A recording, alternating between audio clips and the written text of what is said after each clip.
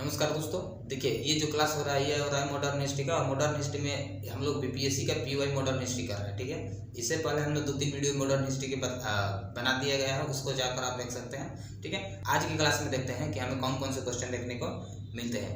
Question number आप 11 की तरह तो निम्नलिखित में से किस मुगल बादशाह ने, ठीक है, किस मुगल बादशाह ने अंग्रेजों को उनके व्यापार में मदद करने के लिए एक महत्वपूर्ण फरमान दिया। आपके ऑप्शन देख लेते हैं क्या क्या है। ऑप्शंस की अगर बात करते हैं, ए ऑप्शन क्या है बहादुर शाह प्रथम, बी क्या है फारूकसियर, सी क्या है शाह आलम द्वितीय और डी क्या है बहादुर शाह द्वितीय, ठीक है। तो इस क्वेश्चन का जो राइट आंसर हो जाएगा ये हो जाएगा आपका कौन, फारूकसियर। यानी कि फारूकसियर के द्वारा जो फरमान जारी किया जाता है तो वो अंग्रेजों के लिए अत्यधिक महत्वपूर्ण बन जाता है। देखिए इसका स्वरूप क्या है। देखिए अब बात करते हैं कि जिस तरह से ब्रिटिश कंपनी जो है साउथ में यानी कि प्रथम कर्नाटक या द्वितीय कर्नाटक ये सब जीतने के फलस्वरूप देखते हैं तो ब्रिटिश सरकार जो है उत्तर भारत की ओर मतलब कि अपना ध्यान आकर्षित करते हैं, खास करके बंगाल वाले क्षेत्र में। तो देखिए सबसे पहले बात करते हैं कि बंगाल के नवाब जो इब्राहिम खान, ठीक है, बंगाल के नवाब इब्राहिम खान जो है यह ब्रिटिश कंपनी को आमंत्रित करते हैं कब, 1690 में। और 1690 में जब आमंत्रित करते हैं व्यापार करने के लिए, और इसके अगले साल ही जो है औरंगजेब, ठीक है, मुगल बादशाह औरंगजेब के द्वारा एक निश्चित समय के लिए व्यापार करने की छूट दी जाती है। और वो जो निश्चित समय है कब है, कब तक है, 20 वर्ष। यानी कि औरंगजेब के द्वारा ब्रिटिश कंपनी जो है बंगाल में 20 वर्ष तक अपना कंपनी चला सकते हैं, ठीक है। और इस तरह से जब इस तरह से जब ब्रिटिश कंपनी अपना व्यापार करने लगी 1696 तक आते आते सुनातानी पर घेरा कर दिया, यानी कि घेराव लगा दिया, सुनातानी पर घेराव लगा दिया, ठीक है, सुनातानी पर घेराव लगा दिया। 1698 तक आते आते जो है कंपनी जो है राजस्व वसूलने का अधिकार भी अपने हाथों में ले लिया। यानी बंगाल के जो वहाँ का जो जमींदार है उन सभी जमींदारों से जो है राजस्व वसूलने का अधिकार जो है अपने हाथों में ले लिया। और इस तरह से जो है आगे चल करके जो कलिकता नाम है, जो यानी कि आज के जो शहर कलकत्ता है उसका पूरा नाम क्या है, कलिकता। और उस कलिकता का नाम परिवर्तन करके क्या कर दिया, कलकत्ता,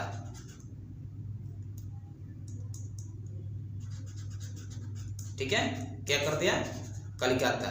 देखिए अब बात करते हैं हमने फारूकसियर की, यानी कि जो फारूकसियर का फरमान जारी किया जाता है उसमें कौन कौन से प्रावधान रहते हैं उसके बारे में अगर बात करते हैं तो देखिए जब औरंगजेब की मृत्यु हो जाती है तो औरंगजेब की मृत्यु के बाद मुगल साम्राज्य जो वो कमजोर होने लगा, ठीक है। जब मुगल साम्राज्य जो कमजोर होने लगा तो उसी का फायदा उठा करके ब्रिटिश कंपनी जो है सर जॉन मैन, ठीक है, किसका कौन सा नाम है, सर जॉन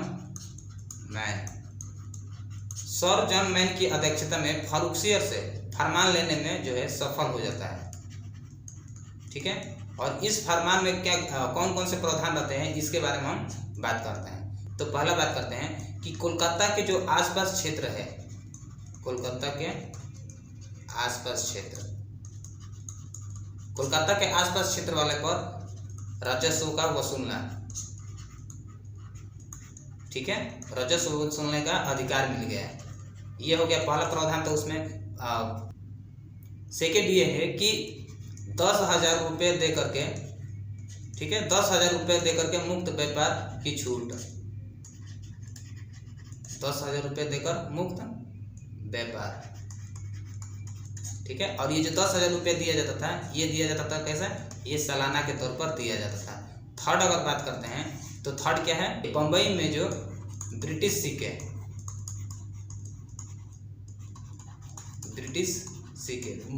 बम्बई में जो ब्रिटिश सिक्के ढाले जाते थे वो पूरे मुगल साम्राज्य में चलाए जाने लगे, ढाले जाते थे, वे मुगल साम्राज्य में शुरू किए गए, ठीक है,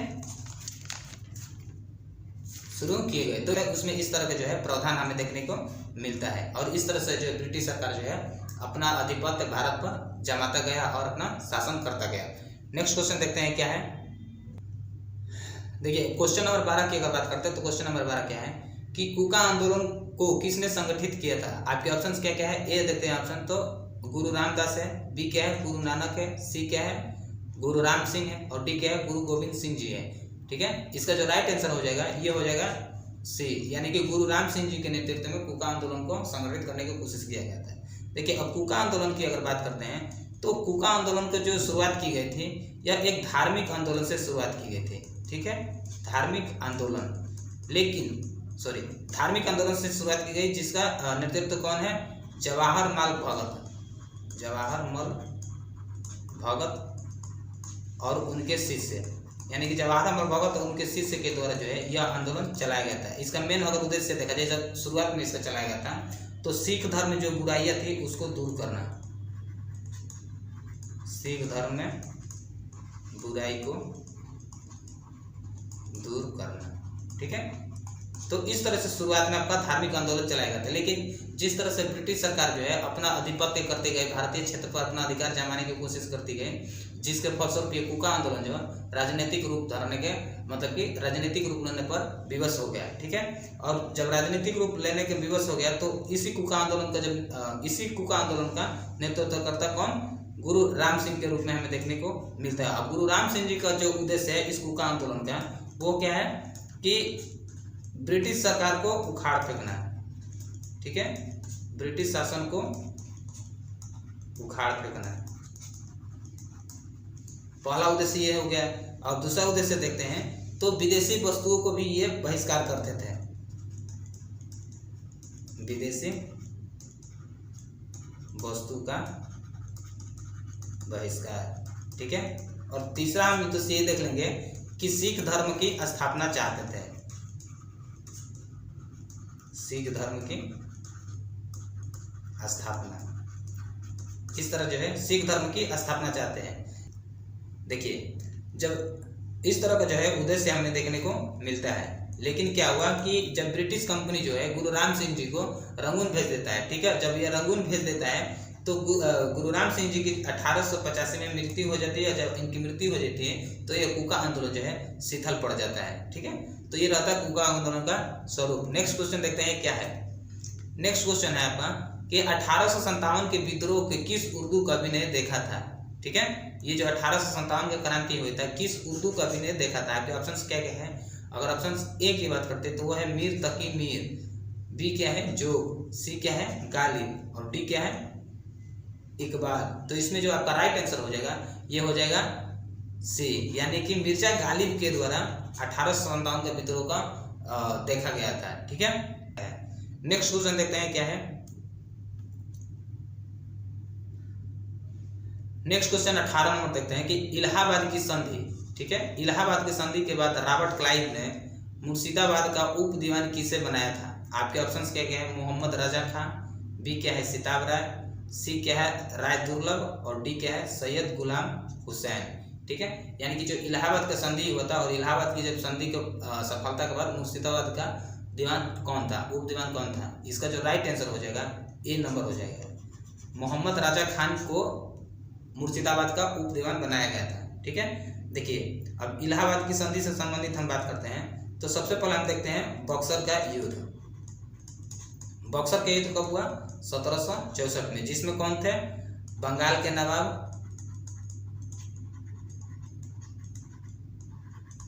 ठीक है, अवध के नवाब, बंगाल के नवाब हो गए, अवध के राजा हो गए, प्लस मुगल बादशाह। इन तीनों सेनाओं के इन तीनों राजाओं की संयुक्त सेना के साथ जो है ब्रिटिश कंपनी के साथ, ब्रिटिश के साथ युद्ध होता है, जिसे हम बक्सर का युद्ध कहते हैं। लेकिन इसमें बक्सर के युद्ध में जो है ब्रिटिश जो है पूरी तरह से जीत हासिल कर लेता है। जब जीत हासिल कर लेता है तो यही हमें इलाहाबाद की संधि देखने को मिलती है। जब इलाहाबाद की संधि देखने को मिलती है तो ये जो रॉबर्ट क्लाइव है पुनः गवर्नर बनकर आता है। के आने के फलस्वरूप जो है बंगाल के नवाब मीर जाफर के पुत्र, बंगाल के नवाब मीर जाफर के पुत्र निजामुद्दौला से संधि करता है। निजामुद्दौला से संधि।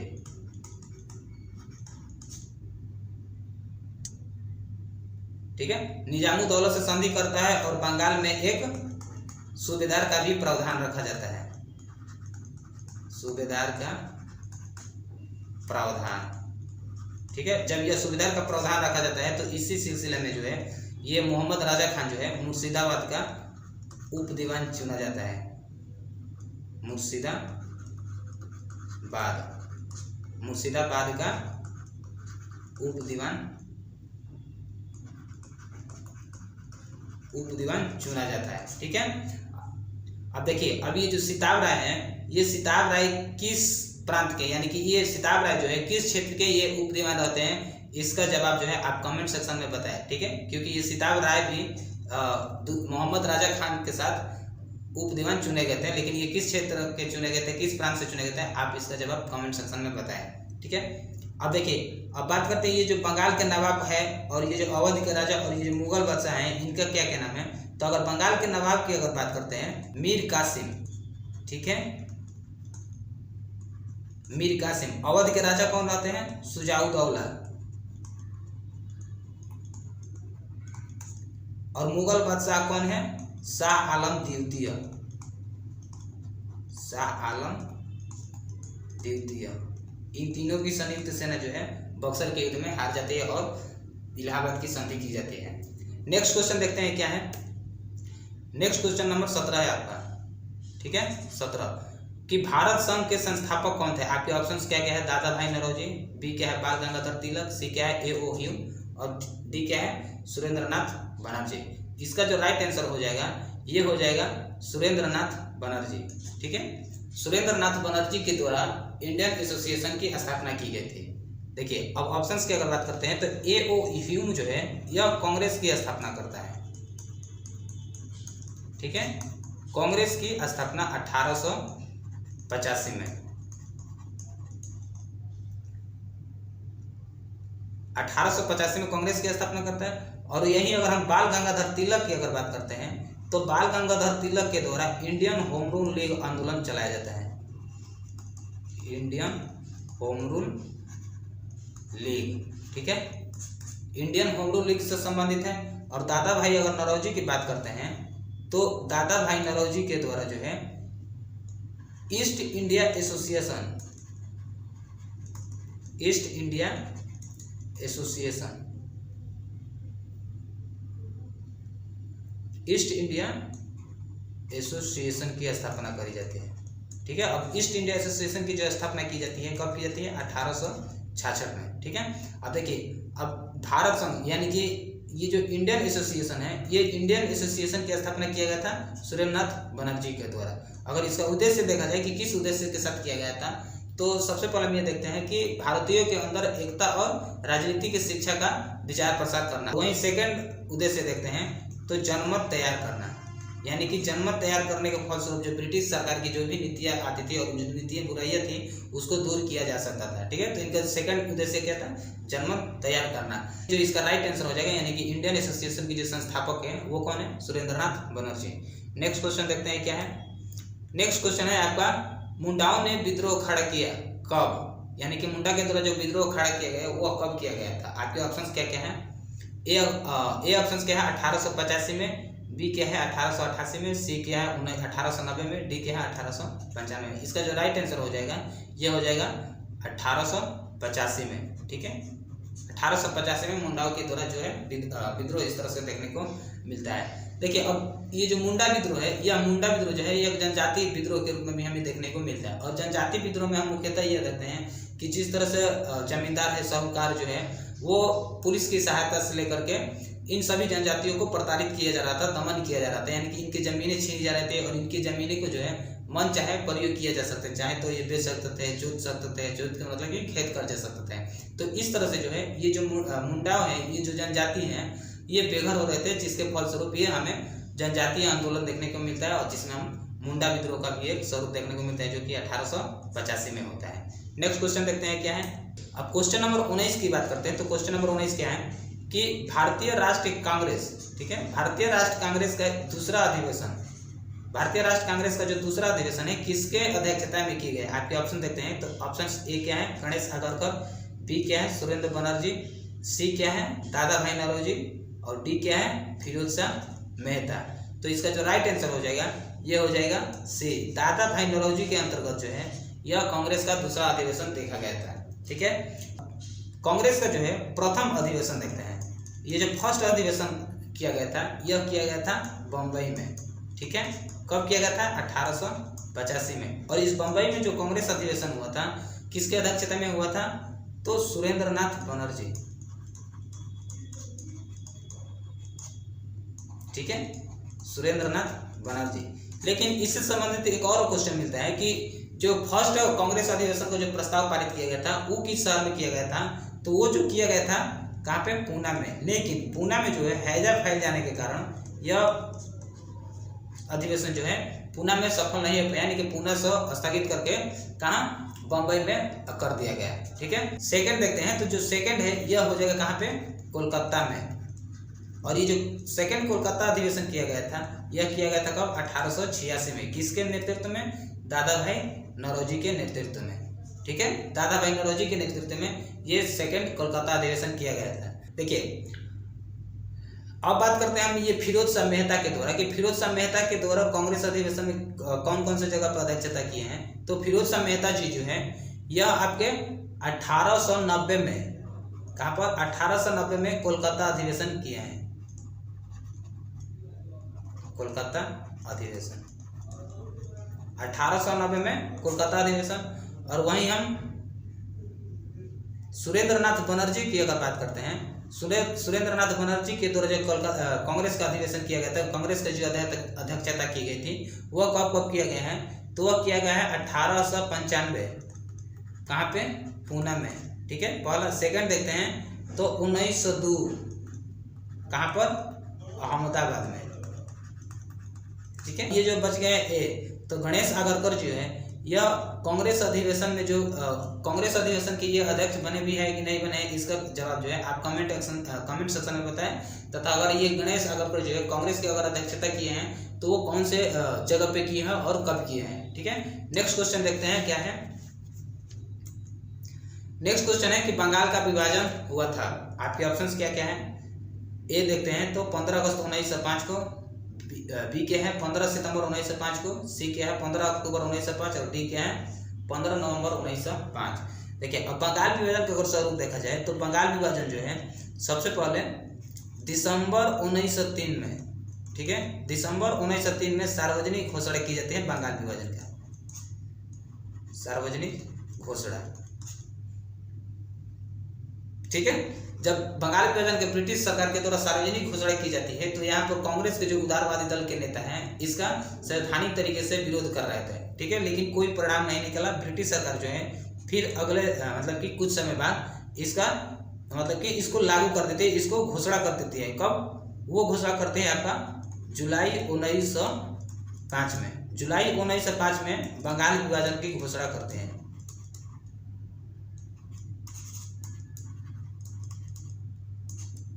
बंगाल विभाजन की घोषणा। ठीक है, जब ये बंगाल विभाजन की घोषणा करते हैं जुलाई 1905 में, तो बंगाल में हर जगह पर, बंगाल में मतलब कि जगह जगह पे आंदोलन किए जाते हैं, इसका विरोध प्रदर्शन किया जाता है। जो कलकत्ता के टाउन हॉल है, ठीक है, कोलकाता के टाउन हॉल में सभाएं आयोजित की जाती है और यहीं पर जो है स्वदेशी आंदोलन का भी स्वरूप तैयार किया जाता है, यानी कि स्वदेशी आंदोलन हमें देखने को मिलता है। ठीक है, और ये जो बंगाल का जो टाउन हॉल में ये आंदोलन चलाए जाते हैं, ये स्वदेशी आंदोलन का ये जो सभाएं आयोजित की जाती है यह की जाती है कब, 7 अगस्त 1905 को। 7 अगस्त 1905 को जो है बंगाल विभाजन के विरोध में कलकत्ता के टाउन हॉल में इस स्वदेशी आंदोलन का तैयार किया जाता है। लेकिन इसके फलस्वरूप भी मतलब कि इसके बाद भी जो है ब्रिटिश कंपनी जो है नहीं मानती है और नहीं मानने के फलस्वरूप जो है कब 16 अक्टूबर 1905 को बंगाल विभाजन का विधिवत रूप से लागू कर देती है। ठीक है, विधिवत रूप से लागू। और जब ब्रिटिश सरकार के द्वारा इस बंगाल विभाजन को विधिवत रूप से लागू कर दिया जाता है तो ये जो आंदोलन है पूरे बंगाल में फैल गया था। अब इस आंदोलन को बंगाल से बाहर ले जाने की समय आ गया था, ठीक है, जिसके फलस्वरूप हम देखते हैं कि भारत के हर जगह हर कोने कोने में इसका विरोध किया जा रहा था। तो भारतवासी है, मतलब कि भारत के जो भारतीय नागरिक है वो नंगे पांव पद यात्रा किए, गंगा स्नान किए। इस दिन को जो है यानी कि 16 अक्टूबर 1905 को जो है शोक दिवस के रूप में भी मनाया गया था, जिसे मतलब कि ये बंगाल विभाजन के विरोध में, ठीक है। तो ये है बंगाल। इसका जो राइट आंसर होगा ये होगा कब? 16 अक्टूबर। 16 अक्टूबर 16 अक्टूबर को विधिवत रूप से लागू किया गया था। 16 अक्टूबर को विधिवत रूप से लागू किया गया था। रहा बात अगर घोषणा का, तो घोषणा जो हुआ है आपका जुलाई महीने में, और इसमें कोई जुलाई ऑप्शन दिया नहीं है, इसलिए जो है ये ऑप्शन नहीं होगा, ठीक है। तो अब जो हमारा राइट आंसर हो जाएगा वो क्या हो जाएगा? 16 अक्टूबर। नेक्स्ट क्वेश्चन देखते हैं क्या है। नेक्स्ट क्वेश्चन है कि राष्ट्रीय आंदोलन में से किसने नरम दल के तौर पर नहीं जाना जाता है, ठीक है। आपके ऑप्शंस क्या क्या है? बाल गंगाधर तिलक, दादा भाई नौरोजी, एमजी रनाडे और गोपाल कृष्ण गोखले। तो इसका जो राइट आंसर हो जाएगा बाल गंगाधर तिलक, यानी कि बाल गंगाधर तिलक जो है यह गरम दल की प्रवृत्ति से, यानी गरम दल के विचारधारा से यह प्रेरित है, ठीक है। और वहीं ये जो 3 ऑप्शन देखने को मिलते हैं, जैसे कि दादा भाई नौरोजी हो गए, एमजी रनाडे हो गए, गोपाल कृष्ण गोखले हो गए, ये कौन से थे? ये तीनों जो थे आपके नरम दल से संबंधित है, नरम दल से संबंधित है। और यहाँ पे जो क्वेश्चन में दिया है नहीं जाना जाता है, ठीक है, तो नहीं जाना जाता है कौन? बाल गंगाधर तिलक। नेक्स्ट क्वेश्चन देखते हैं क्या है। नेक्स्ट क्वेश्चन 23 नंबर है आपका कि जनरल डायर की किसने गोली मारकर हत्या करी थी। आपके ऑप्शंस क्या क्या हैं? खुदीराम बोस, बी क्या है? भगत सिंह, सी क्या है? मदन लाल ढींगरा और डी क्या है? ऊधम सिंह। तो इसका जो राइट आंसर हो जाएगा यह हो जाएगा ऊधम सिंह, यानी कि ऊधम सिंह जी के द्वारा ही जनरल डायर की मृत्यु की जाती है, कहाँ? इंग्लैंड में, ठीक है। अब ये जो जनरल डायर की मृत्यु के कारण जो है यह सबसे पहले हम देखते हैं ऊधम सिंह जी के द्वारा बदला ली जाती है कब? जालियांवाला बाग हत्याकांड का, ठीक है। अब इस टॉपिक को आप अच्छे से समझना चाहते हैं तो इस टॉपिक में मैंने अच्छे से एक वीडियो बना दिया है, उसको जाकर आप देख सकते हैं, ठीक है। तो इसका जो राइट आंसर हो जाएगा यह होगा ऊधम सिंह। नेक्स्ट क्वेश्चन देखते हैं क्या है। नेक्स्ट क्वेश्चन है कि निम्नलिखित में से कौन कांग्रेस के गरम दल से संबंधित है। सेम वही क्वेश्चन है, यानी कि इससे पिछले जो सेकंड क्वेश्चन देखे थे उसमें था कि नहीं जाने जाते हैं, और इसमें था कि गरम दल से कौन संबंधित थे, यानी संबंधित था। तो आपके ऑप्शन देख लेते हैं कि अरविंद घोष, बी क्या है? दादा भाई नौरोजी, सी क्या है? गोपाल कृष्ण गोखले और डी क्या है? SN बनर्जी, यानी कि सुरेंद्रनाथ बनर्जी। तो इसका जो राइट आंसर हो जाएगा ये हो जाएगा ए। अरविंद घोष जो है गरम दल से संबंधित रखते थे, उग्र प्रवृत्ति के थे। देखिए अब बात करते हैं यहाँ पर नरम दल और गरम दल के नेताओं के, कुछ नरम दल के नेता और गरम दल के नेता, ठीक है। नरम दल और गरम दल में देखते हैं, तो यहाँ पर देखते हैं लाला लाजपत राय, बाल गंगाधर तिलक और बिपिन चंद्र पाल। लाल बाल पाल, तो इस तरह से हमें नाम याद हो सकता है। इनका नाम क्या है? लाला लाजपत राय, बाल गंगाधर तिलक और बिपिन चंद्र पाल। वही अब नरम दल में देखते हैं, तो नरम दल में आपका सुरेंद्रनाथ बनर्जी, दादा भाई नौरोजी, गोपाल कृष्ण गोखले, मदन मोहन मालवीय, इस तरह के जो नेता थे ये नरम दल से यानी कि उदारवादी विचारधारा से प्रेरित हैं। नेक्स्ट क्वेश्चन देखते हैं क्या है। भगत सिंह, राजगुरु तथा सुखदेव को कब फांसी दी गई थी। आपके ऑप्शंस देखते हैं क्या है। अगर ऑप्शन ए की अगर बात करते हैं तो 23 मार्च 1931 को, बी क्या है? 23 मार्च 1932 को, सी क्या है? 23 मार्च 1933 को, डी क्या है? 23 मार्च 1934 को। तो इसका जो राइट आंसर है यह है आपका कब? ए नंबर, यानी कि 23 मार्च 1931 को जो है भगत सिंह, राजगुरु और सुखदेव जी को है फांसी की सजा सुनाई गई थी, ठीक है। और ये जो फांसी की सजा सुनाई गई थी यह कब सुनाई गई? सॉरी, यह जो फांसी की सजा सुनाई गई थी यह कौन से केस में सुनाई गई थी? तो ये सुनाया गया था कौन? लाहौर षड्यंत्र केस, ठीक है। लाहौर षड्यंत्र केस के अंतर्गत जो है इन तीनों को फांसी की सजा सुनाई जाती है तथा इनको 23 मार्च 1931 को फांसी की सजा दे दी जाती है। देखिए अब भगत सिंह जी की अगर बात करते हैं तो ये जो भगत सिंह, राजगुरु, सुखदेव, ये जो है यह किस एसोसिएशन यानी कि किस संगठन से जुड़े हुए थे, ठीक है। देखिए अब इनकी अगर बात करते हैं तो इनकी जो संस्था थी, इनका जो संगठन था वो क्या था, Hindustan Republic association, Hindustan Republic association.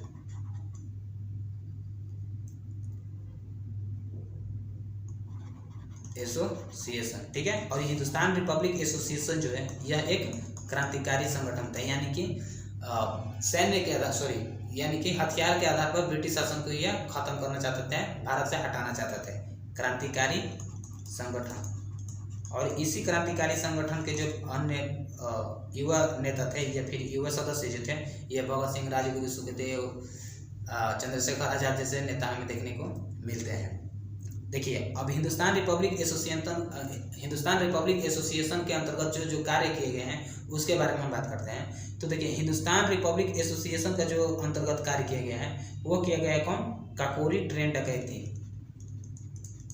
Kakori train डकैती। अब ये जो काकोरी ट्रेन डकैती किया गया था यह कब किया गया था, 1925 में, ठीक है। काकोरी ट्रेन डकैती कब किया गया, 1925 में। दूसरा हम देखते हैं तो दूसरा क्या है, सैंडर्स हत्या, सैंडर्स की हत्या की जाने की कोशिश,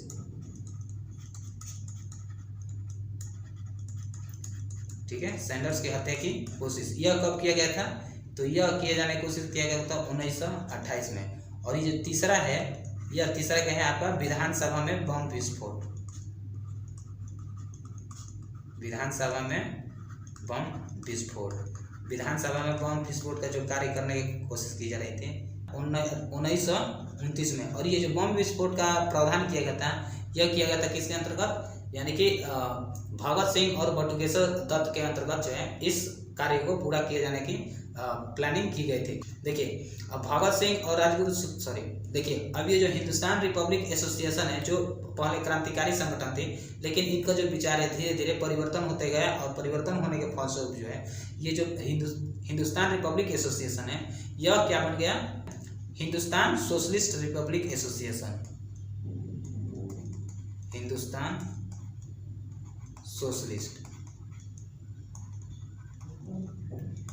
सोशलिस्ट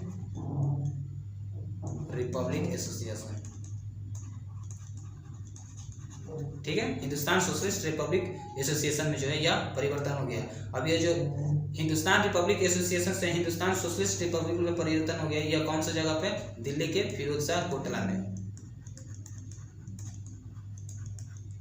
फिरोजशाह कोटला, ठीक है। तो इस तरह से जो है भगत सिंह जो है इस क्रांतिकारी संगठन से जुड़े हुए थे। नेक्स्ट क्वेश्चन देखते हैं क्या है। क्वेश्चन है आपका 25 नंबर, और ये जो 25 नंबर क्वेश्चन है क्या है, करो या मरो का मंत्र किसने दिया था, यानी कि करो या मरो का जो नारा दिया गया था कि कौन से व्यक्ति के द्वारा, कौन से महान व्यक्ति के अंतर्गत देखने को मिलता है, किसके द्वारा दिया गया है। आपके ऑप्शंस देखते हैं तो क्या है, BC राय, बी क्या है, JC बोस, सी क्या है, पंडित जवाहरलाल नेहरू, डी क्या है, महात्मा गांधी। इसका जो राइट आंसर हो जाएगा ये होती है कहता महात्मा गांधी के अंतर्गत, ठीक है। महात्मा गांधी जो है करो या मरो को नारा दिए थे। अब ये करो या मरो के नारा की बात करते हैं तो करो या मरो जो नारा दिया गया था जब ब्रिटिश सरकार के क्रिप्स मिशन प्रस्ताव जो है फेल हो गया था, तो उसी समय जो है ग्वालियर टैंक में 8 अगस्त 1942 को महात्मा गांधी के द्वारा एक सभा आयोजित की जाती है, ठीक है। और उस सभाएं आयोजित करने के फल सभाएं आयोजित की जाती है और उस सभाएं में जो प्रावधान रखी जाती हैं उसमें रखी जाती है ब्रिटिश शासन को भारत से उखाड़ फेंकना, पहला ये हो गया। और सेकंड क्या है कि अस्थायी सरकार के गठन। अच्छा यहाँ पे देखिए लिख देते हैं कि ब्रिटिश शासन को उखाड़ फेंकना, ब्रिटिश शासन को हटाना, ठीक है। पहला ये हो गया प्रावधान। दूसरा क्या है, अस्थायी सरकार की गठन,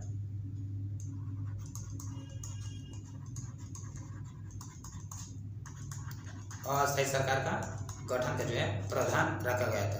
तो इस तरह से जो है महात्मा गांधी के द्वारा ग्वालियर टैंक में 2 प्रावधान रखे जाते हैं और 2 प्रावधान रखने के फलस्वरूप जो है भारत छोड़ो आंदोलन चलाया जाता है, ठीक है। भारत छोड़ो आंदोलन, और भारत छोड़ो आंदोलन के अंतर्गत ही देखते हैं महात्मा गांधी जी जो है भारत के नागरिकों से मिलते हैं और भारत के नागरिकों के मिलने के फलस्वरूप जो है इस भारत छोड़ो आंदोलन में मतलब कि शामिल होने के लिए प्रेरित करते हैं। और इसी सिलसिले में इसी बीच जो है महात्मा गांधी के द्वारा ये नारा दिया गया था, क्या, करो या मरो का। ठीक है, नेक्स्ट क्वेश्चन देखते हैं क्या है।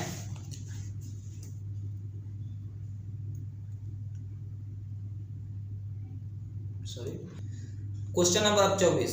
क्वेश्चन नंबर 24 क्या है कि भारत छोड़ो आंदोलन का नेतृत्व किया था, यानी कि भारत छोड़ो आंदोलन का नेतृत्व किसने किया था। आपके ऑप्शन देखते हैं, B.R. अम्बेडकर, भीमराव अम्बेडकर, पंडित जवाहरलाल नेहरू, महात्मा गांधी, और डी क्या है, इनमें से कोई नहीं। सेम प्रीवियस क्वेश्चन है, सेम पिछला क्वेश्चन है, जो कि महात्मा गांधी के द्वारा 1942 में भारत छोड़ो आंदोलन चलाया गया था, और भारत छोड़ो आंदोलन के अंतर्गत ही करो या मरो को नारा दिए थे, जिसको कि हम पिछला क्वेश्चन देख रहे थे कि करो या मरो का नारा किसने दिया था। ठीक है, तो यह सी, इसका राइट आंसर क्या हो जाएगा, सी, महात्मा गांधी के द्वारा जो है यह आंदोलन चलाया गया था। नेक्स्ट क्वेश्चन 29 क्या है, कैबिनेट मिशन की अध्यक्षता किसके द्वारा की गई थी।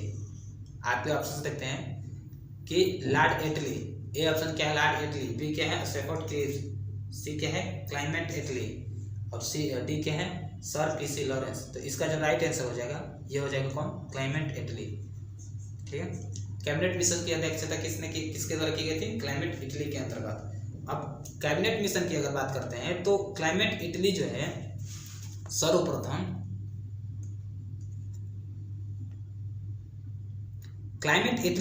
सर्वप्रथम फरवरी 1946, ठीक है, फरवरी 1946 में एक दल भेजता है।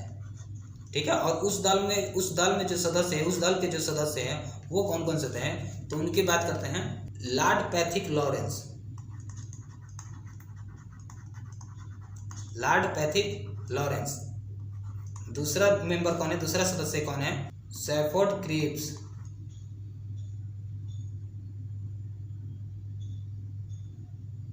कौन है, स्टैफोर्ड क्रिप्स। ठीक है, तीसरा मेंबर की अगर बात करते हैं तो तीसरा मेंबर कौन है, AB अलेक्जेंडर। तीसरा मेंबर कौन है, AB अलेक्जेंडर। ठीक है, तो ये जो 3 सदस्य जो है कैबिनेट मिशन के अंतर्गत आते हैं, जो कि क्लाइमेट इटली के अंतर्गत बनाया गया था। ठीक है, अब देखिए, अब ये जो लॉर्ड पैथिक लॉरेंस जो है, यह लॉर्ड पैथिक लॉरेंस जो है यह पेशे से क्या, मतलब कि लॉर्ड पैथिक लॉरेंस जो है यह भारत का सचिव था, भारत सचिव। ठीक है, वहीं स्टैफोर्ड क्रिप्स की अगर बात करते हैं तो स्टैफोर्ड क्रिप्स जो था यह व्यापार बोर्ड का अध्यक्ष था।